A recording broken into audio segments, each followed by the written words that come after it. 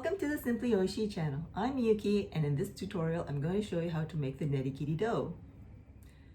Nerikiri refers to a type of wagashi that's classed as the high-grade fresh confections, namagashi, and it serves as the main sweets, omogashi, during the tea ceremony. It's made from white bean paste and gyuhi as a binding ingredient. Higher grade nerikiri that you buy at wagashi shops may contain yamaimo in them. Yamaimo is mountain yams. It's called joyo nerikiri. But usually when we make nerikiri dough at home, the ingredients are mochi and white bean paste. In this tutorial, I'm going to show you how to make the nerikiri dough without using this gyuhi. Gyuhi is a sweet mochi that's made from sugar and Mochiko, glutinous rice flour. But I will show you a different way how to make it. And for the white bean paste, I usually buy it in kilos, so I would just separate it in like 100 or 200 grams, wrap it in the cling film, put it in a Ziploc bag, and keep it frozen. And when I want to use it, I just take it out.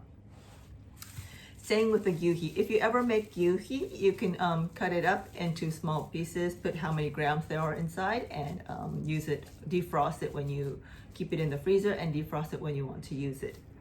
By the way, if you're using gyuhi together with the white bean paste, the ratio is usually about 10% of gyuhi against the nerikiri.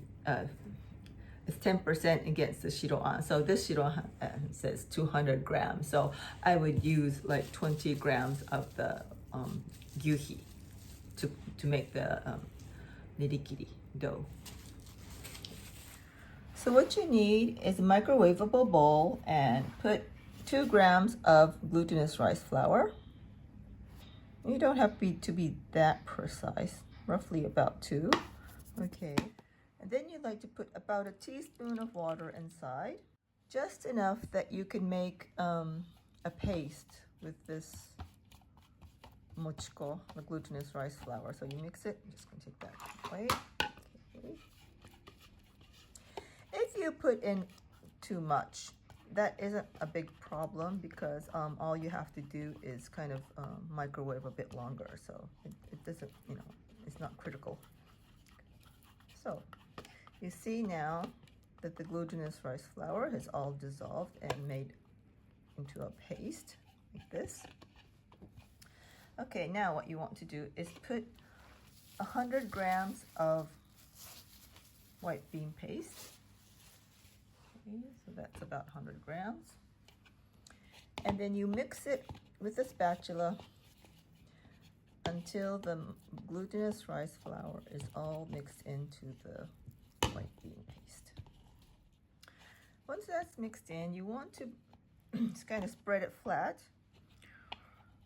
at the bottom of the bowl like this. This is to increase the surface space because we're going to microwave this to remove the moisture, and it's better that it has a bigger surface space. But don't spread it out like too thin like this. Don't make it like this, otherwise this is gonna become too dry. It's gonna dry out, so don't make it too thin. You want to spread it out like this. Okay. And then you're going to microwave. So how long you microwave will kind of depend on what how strong your microwave oven is. So it's hard to tell. My microwave oven is 600 watts, so I'm going to microwave for 1 minute. So after 1 minute, this is what it looks like. It's slightly dry on the surface, but still a bit sticky. And when you mix the dry parts with the wet parts, you can see it is still a bit creamy. And how long you microwave actually also depends on how soft your bean paste is, white bean paste is. And this is still very creamy, so it's not dough yet. So I'm gonna mix it. Okay, and then press it the bottom of the bowl again, and I'm going to microwave it a bit longer.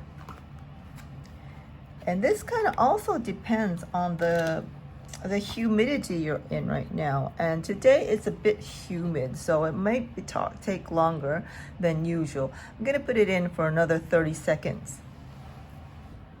And while you're waiting, you need to get 2 pieces of cloth ready. One is a hand towel because if your hand is dry, the dough is going to stick to your hand. So you always need to wipe your hand when you're working with the nerikiri dough. So you should have a very clean hand towel ready. And the other one is what we call sarashi cloth. Sarashi. It's 100% cotton lint-free cloth that we're going to knead the dough with. So it needs to be well wrung. So you want to wet it and wring it really tightly. Okay, after 30 seconds, this is what the dough looks like. It's more drier now, and the surface is dry. Let me just mix it. Okay. It looks a bit soft, but it's forming into a ball, you see. If you mix it, it should kind of form into like a dough, like this. And if you're used to making a nerikiri, it can be soft. Actually, the softer dough would like taste better. But if you're not used to handling nerikiri, if the dough is very soft, it's very hard to handle. So it might be hard to handle. So you might want to make the dough a little bit more drier when you're first starting out. This is slightly, maybe about 10 seconds more. Okay, so I've done 1 minute plus 40 seconds in total, and it looks more like a dough now. It's coming together. It's no more like creamy. It's a bit soft, but I usually make it to a little bit on the firm side. So today I'm going to do it a little bit softer than usual. Okay, but I can still, hold it and it forms a ball. If it doesn't form a ball, you need to put it back and microwave a bit longer. Okay, so see how it's like now? It's like dough ball, like this. And what we're going to do is we're going to knead this. Okay, I mean, if you don't have this sarashi cloth, you can use your spatula to knead. Okay, if you want to use your spatula, what you do is you want to kind of fold it in. It's called kikuneri. Kikuneri is like chrysanthemum, so it's like a flower. So I just kind of fold it. The folding in is very important, okay, because by folding in it gives a layer of air into the dough, and that's what makes the nerikiri dough white. So you want to remember what it looks like before you start out and after you've knitted. Okay, but normally I would knit it in this cloth. Okay.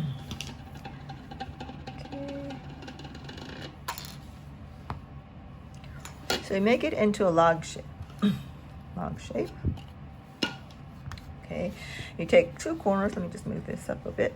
Okay, you just take 2 corners, fold over. Okay, this is folding. Like I said, the folding part is very important. Fold over, punch down. Okay, fold over, punch down. Then you take 2 corners, fold over, punch down, fold over, punch down. Okay, so you just repeat this about 20 or 30 times until the dough has become very white. Okay, this.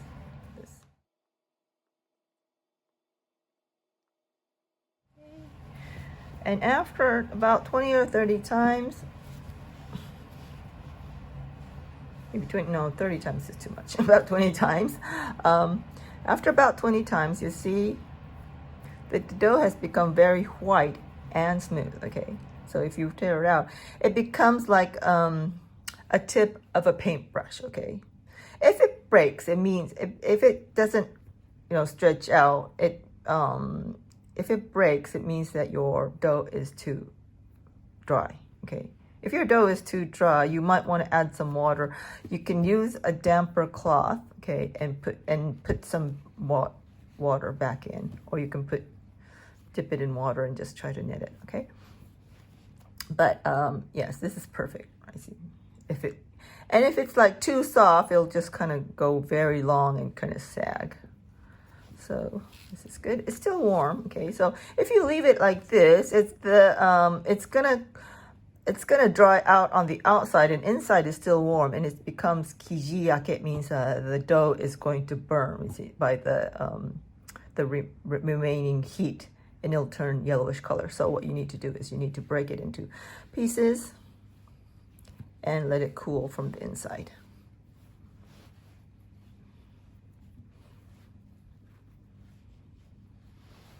Okay. So you want to leave it out for a couple of minutes. Don't leave it out too long, especially during the winter when it's cold and dry, because it's going to become brittle on the outside. So you just want to leave it out for the surface to dry out and cool a bit, okay? This is just 100 grams, so I'm only going to do this once. But if you're doing it in bigger quantities, you can repeat the netting and the tearing process a couple of times. Okay, so now it's cooler, so I'm going to take it and put it back. Okay. It needs to be somewhat dry on the dry side because you're going to put like food coloring inside it. That's liquid, so that will make the nerikiri dough a bit more softer. So if you start with a dough that's too soft, it's going to be super sticky when you color it. So don't, if you're, like I said, if you're like a beginner, you can make the dough a little bit on the firm side. So this is like this, but maybe it can be a bit more firmer. Okay, so once it's cool, still warm. If it's still really warm, you can just repeat this process again to cool. Okay. Normally I only do it once, okay, like this. And then just let it cool. And once it's cool, just put it together.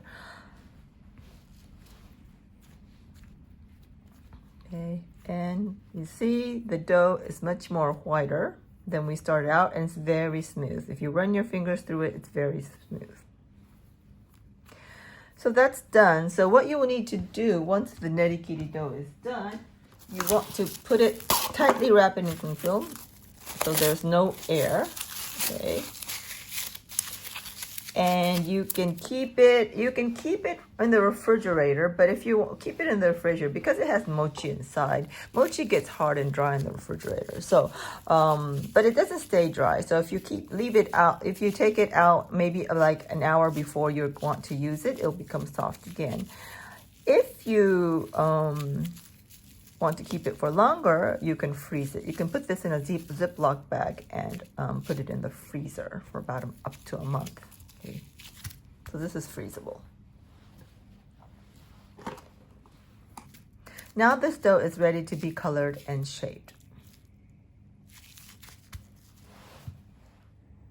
In this tutorial, I showed you how to make the nerikiri dough in the most easiest way, using just the glutinous rice flour and Shiro-an. If you'd like to learn how to make nerikiri dough the traditional way, using the pot or by making Gyuhi, please request an online nerikiri dough making class with me. The link will be provided in the description below. So that's it for today.